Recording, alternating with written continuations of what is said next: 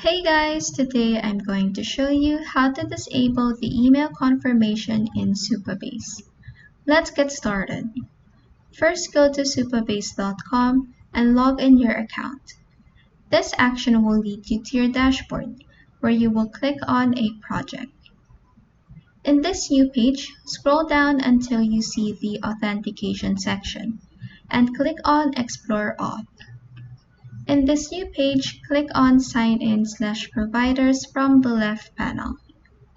Then just scroll down until you see Email under the Auth Provider section and click on the Enabled option on the far right.